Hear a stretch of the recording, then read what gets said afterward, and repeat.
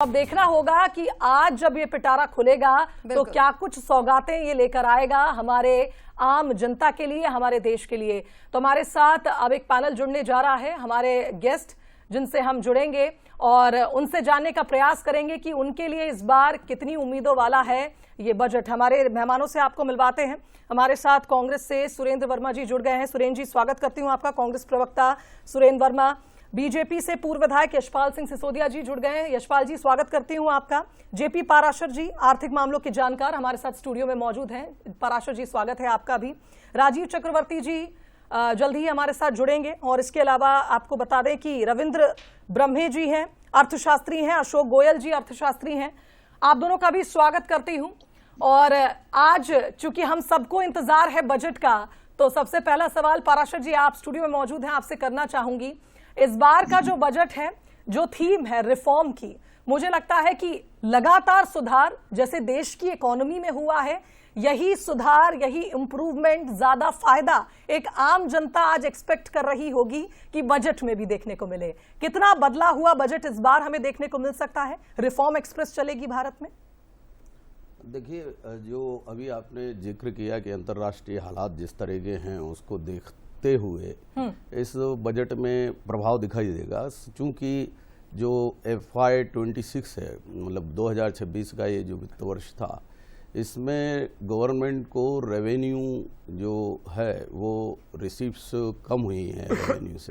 Revenue में shortfall है जो उनका टारगेट था उससे।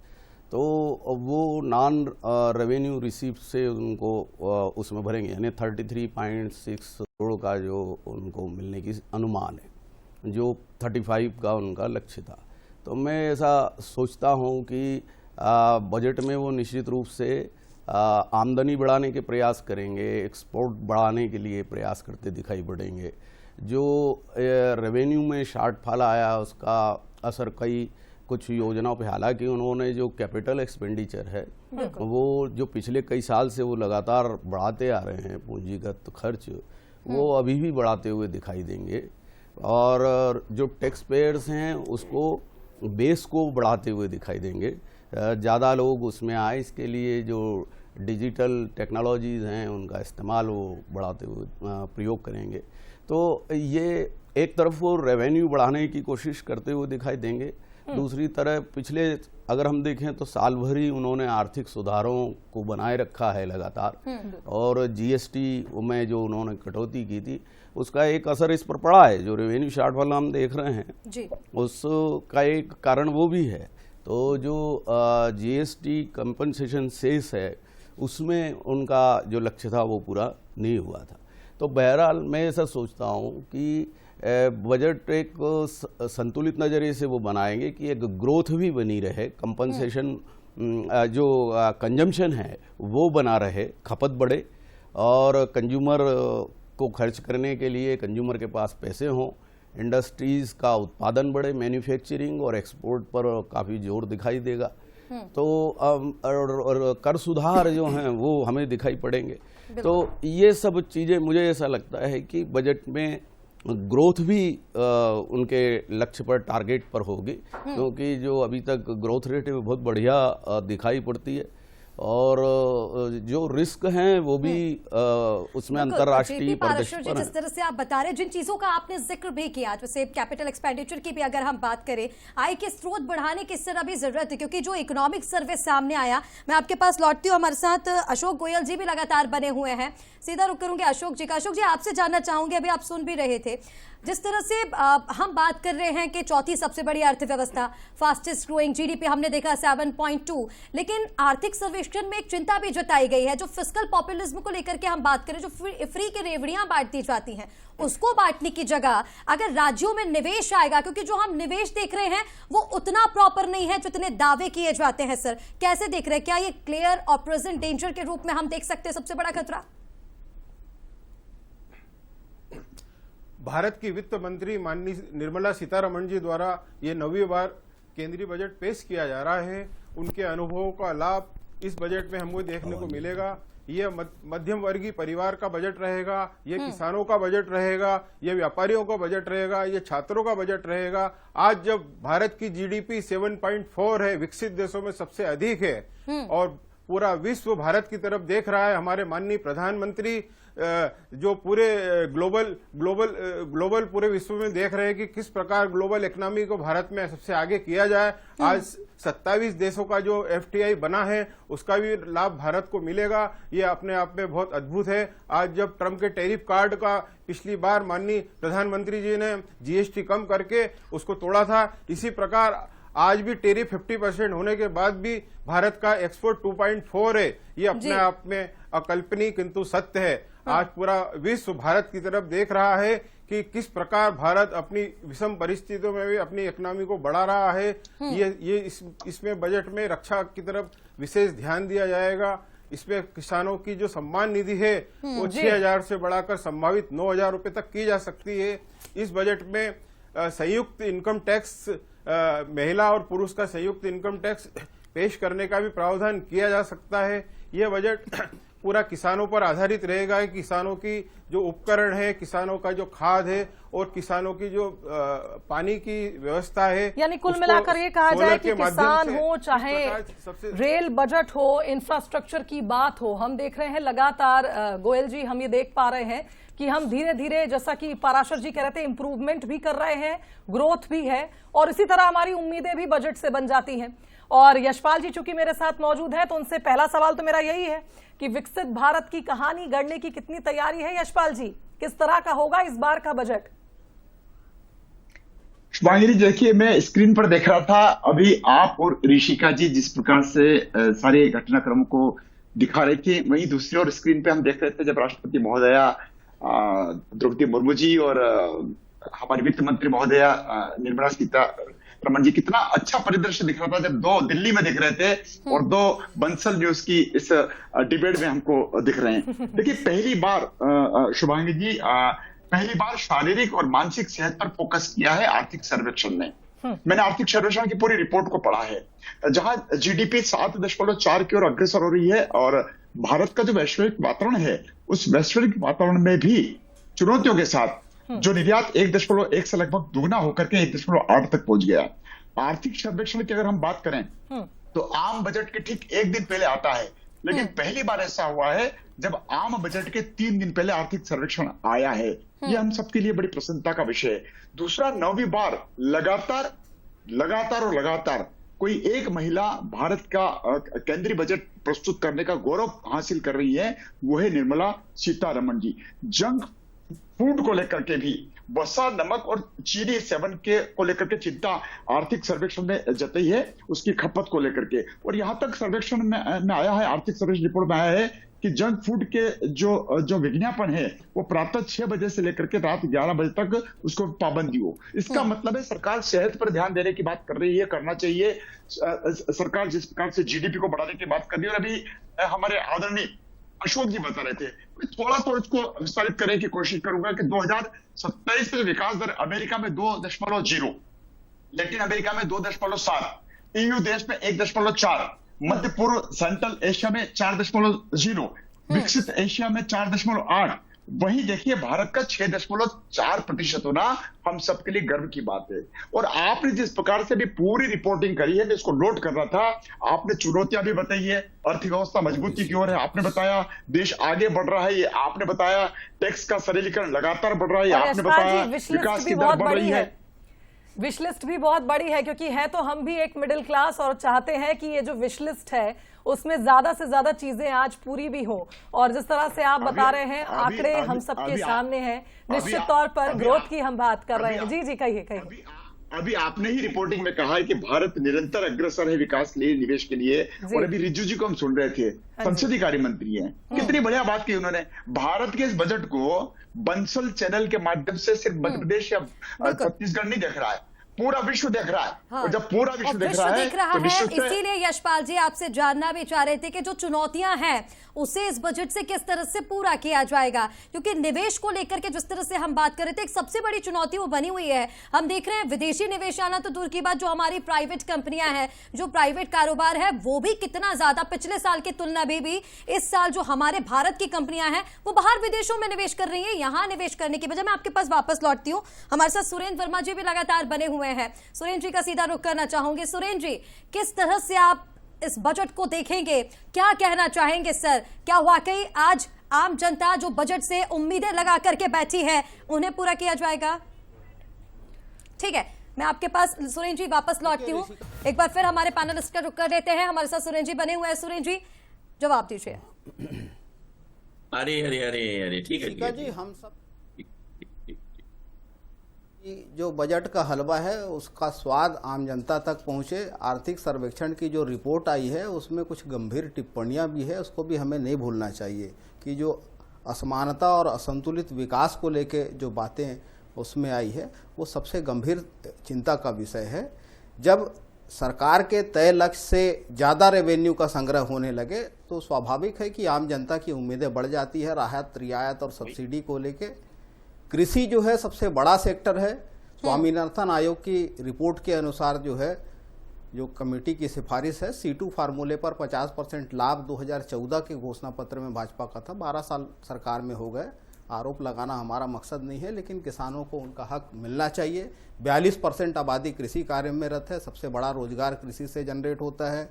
शिक्षा, स्वास्थ्य और रोजगार, स्किल डेवलपमेंट जैसे मत जो है वो सरकार की प्राथमिकता में हो। जिस तरह से हम देख रहे हैं कि हमारे देश में शिक्षा जैसे महत्वपूर्ण विषय, कम से कम 5% की उम्मीद तो होती है कि कुल बजट का 5% हो। यूपीए के समय में भी जो 13-14 का आप बजट देखेंगे 4.77 था। पिछला बजट जो है कुल बजट का केवल 2.6%। स्वास्थ्य में हम केवल 1.9 मतलब 2% भी खर्चा नहीं कर पा रहे हैं। तो ये हम कैसे विकसित भारत की कल्पना करें? रक्षा को लेके बड़े बड़े दावे किए जाते हैं। 2013-14 के बजट में 13% था, 12.23% था, वो घट के 9% आ गया है। तो जो महत्वपूर्ण मद है उसका कारण ये है कि देश में कुल कर्ज जो है 2014 में 54 लाख करोड़ था, अभी 200 लाख करोड़ के पार है। तो कर्जा जब 4 गुना 5 गुना बढ़ गया है तो उसमें हमारे बजट का सबसे बड़ा हिस्सा जो है उसके ब्याज के रिपेमेंट में जा रहा है, वो मूलधन और ब्याज के रिपेमेंट में जा रहे हैं। तो ये आर्थिक जो हमको नियोजन करना है, आर्थिक जो प्लानिंग करनी है, उसमें हमको ये चीज़ें देखनी चाहिए कि एक तरफ हमारा जो इनडायरेक्ट रेवेन्यू जो है जीएसटी रिवाइज करने के बाद भी जो सरकार का लक्ष्य है उसे दुगना आ रहा है। तो ये विकास की असमानता को लेकर जो आर्थिक सर्वेक्षण में चिंता की गई है, हमारे पीएसयूज जो है वो देश के एसेट है, उनका एक तरफा निजीकरण जो है होना वो देश के लिए घातक है। हमारे पीएसयूज जो है, देखिए मैं छत्तीसगढ़ के संदर्भ में यदि बात करूं तो ACCL, CIL, NMDC जैसी कंपनी, NMDC का तो 90% काम छत्तीसगढ़ में है, लेकिन एक मुख्यालय था उसको भी हटा के हैदराबाद और कर्नाटक भेज दिया गया।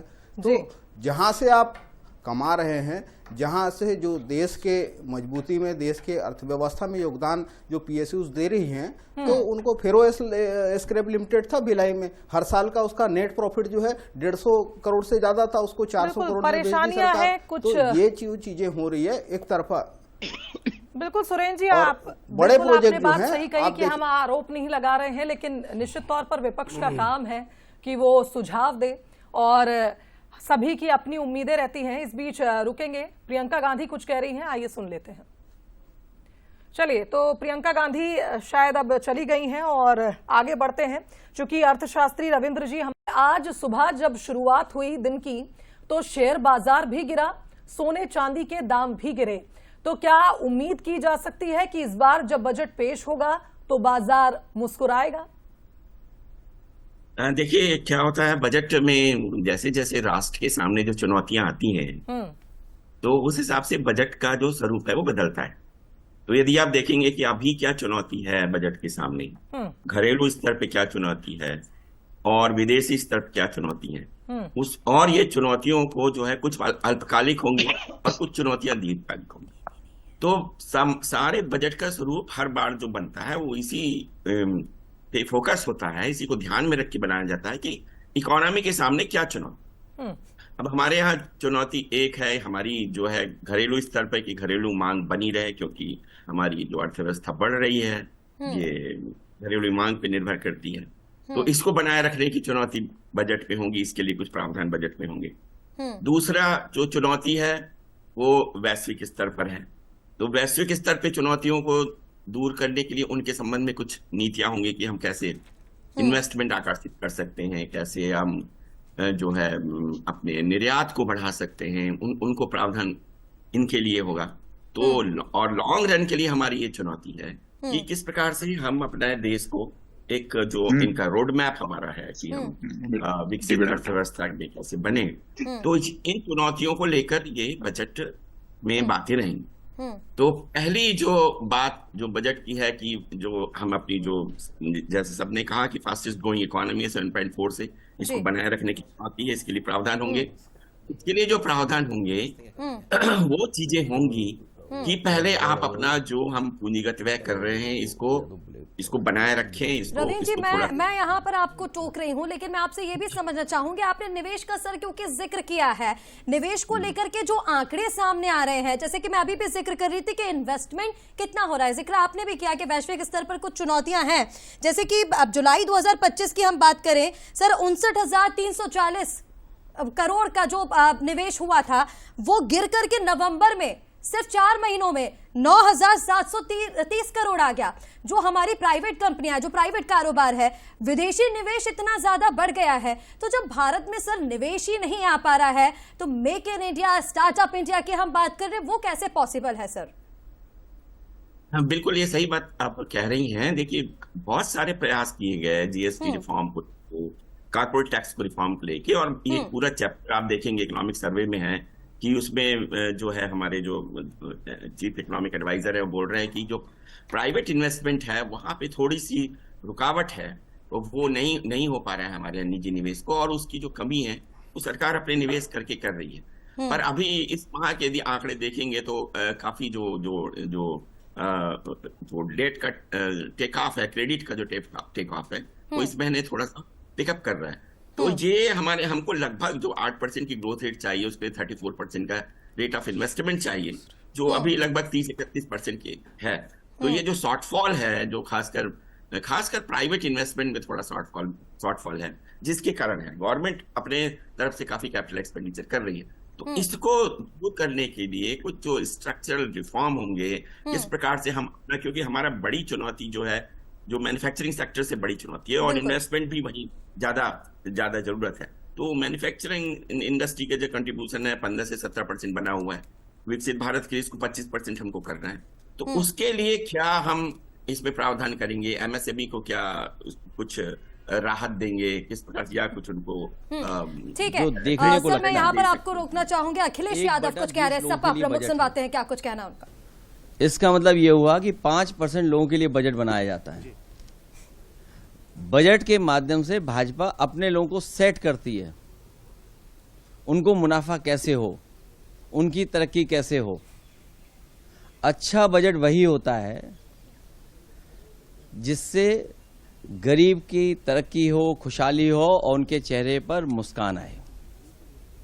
और बीजेपी को अपने घोषणा पत्र पढ़ने चाहिए और देखने चाहिए कि कितने स्मार्ट सिटी बने हैं। वो स्मार्ट सिटी जो दावा करता था कि सॉलिड वेस्ट मैनेजमेंट में सबसे अच्छा काम किया है, सबसे ज़्यादा अवार्ड मिले हैं, वहीं पर खराब पानी पीने से लोगों की जान चली गई। अंतर्राष्ट्रीय प्लेटफॉर्म जहाँ पर दुनिया के लोग अपनी अच्छाई बताने आते हैं, अपने देश की क्या अच्छाई है वो बताने आते हैं, वहाँ पर हमारी सरकार के लोगों को ये फेस करना पड़ा कि यहाँ की हवा खराब है। चलिए, अंतर्राष्ट्रीय स्तर की बात कर रहे थे चूंकि सपा प्रमुख, और मेरा सवाल पराशर जी अब टैरिफ अटैक से ही जुड़ा है।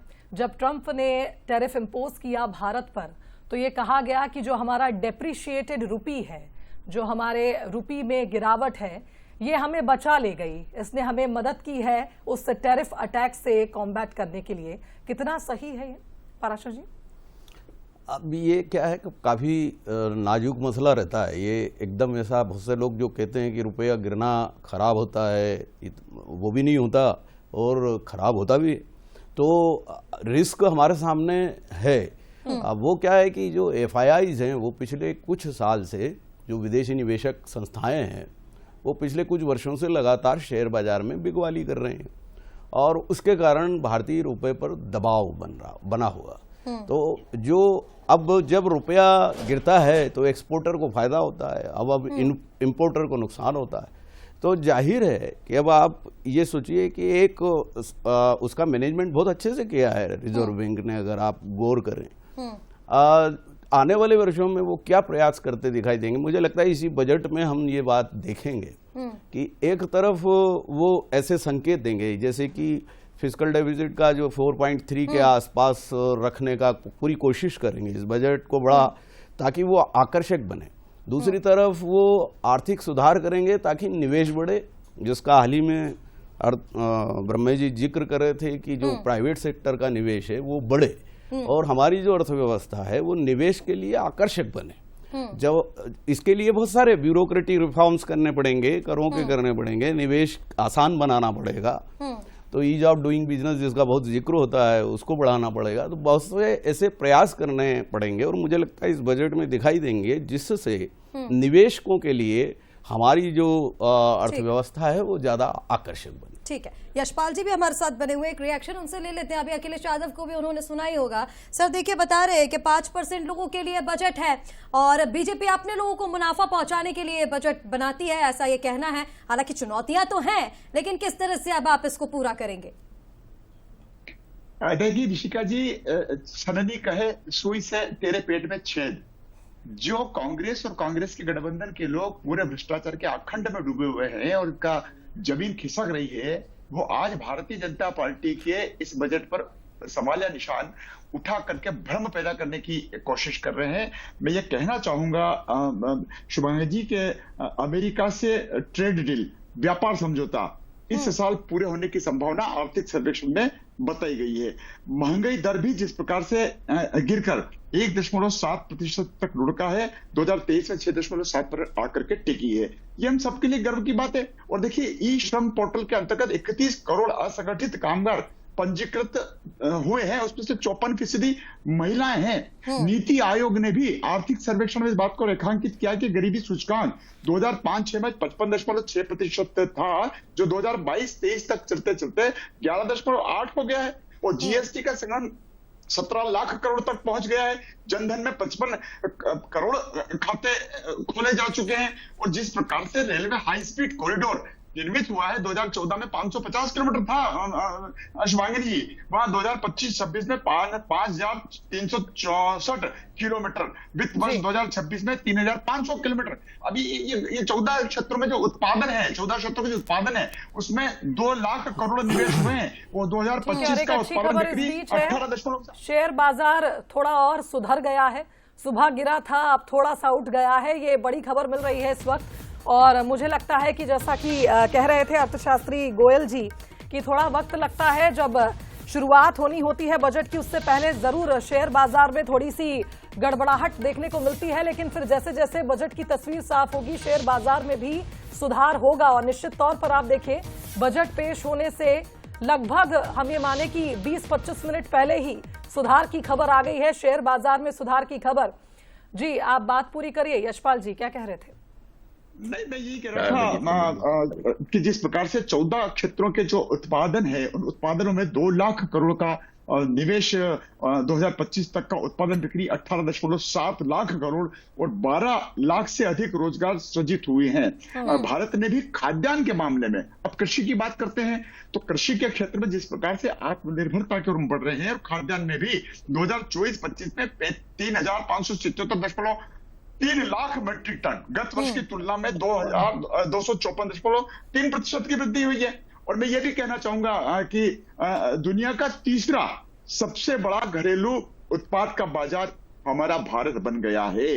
अगर हम हवाई अड्डे की बात करें तो 2014 में 74 थे, 2025 में बढ़कर के ये 164 के करीब हो गए। नवकरणीय ऊर्जा में भारत विश्व में तीसरे स्थान पर है। अब आप देखिए, ये प्रगति नहीं है तो क्या है, ये प्रोग्रेस नहीं है तो क्या है? अगर हम ये कहेंगे कि 23 IIT, 21 IIM, 20 एम्स, ये सब कब हुए? ये अभी 11 लेकिन एक वर्षों बड़ी की चुनौती इसमें ये छोटे भी है से काल। यशपाल जी, 10 साल में हमने भी देखा कि शिक्षा का बजट हर साल बढ़ा, निश्चित तौर पर बढ़ा। आप कॉलेजेस की बात कर रहे हैं, सीटों की भी हम बात करते हैं, इसमें भी लगातार इजाफा हुआ। लेकिन एक जो बड़ी चुनौती जो डे वन से चली आ रही है, जिस पर आज भी काम हो रहा है और उस तरह से मुझे लगता है इसके रिजल्ट्स अभी नहीं मिल पाए हैं कि आज का युवा कहे कि मैं संतुष्ट हूं। वजह यह है कि शिक्षा बजट बढ़ा, लेकिन बेरोजगारी को लेकर जो टीस है आज के युवा में वो अब भी बनी हुई है। क्या इस बार उम्मीद की जा सकती है कि इस पर भी और बेहतर ढंग से काम होगा? देखिए, बेरोजगारी का भी अगर मैं आपसे निवेदन करूं तो मई 2025 के 5.4% से घटकर के 4.9% पे आया है। और निश्चित है, आपने शिक्षा की बात करी तो मैं कहना चाहूंगा कि ग्रामीण क्षेत्रों में सांदीपनी सीएम राइस स्कूल जिस प्रकार से बड़े हैं, जिस प्रकार से उनकी लागत के साथ जो व्यवस्था के साथ स्थापित हुए हैं, और कॉलेजेस की भी अगर हम बात करें तो प्रधानमंत्री एक्सीलेंस कॉलेज के माध्यम से जिस प्रकार से एक नया नवाचार हुआ है, और हम ये भी कहना चाहेंगे कि जिस प्रकार से भारत की जो शिक्षा नीति, नई शिक्षा नीति लागू हुई है, उससे कहीं ना कहीं प्राइवेट सेक्टर में भी, निजी विद्यालयों में भी और सरकारी विद्यालयों में भी छात्र छात्राओं की रुचि और रुझान बढ़ी है।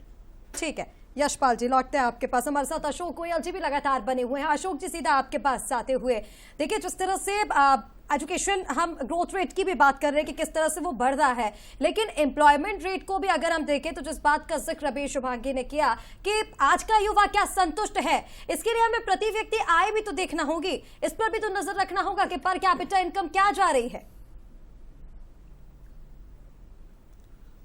युवाओं में रोजगार के प्रति जो 12 साल में युवाओं में रोजगार बढ़े हैं, इंफ्रास्ट्रक्चर की तरफ हमारे यशस्वी प्रधानमंत्री का बहुत ध्यान है।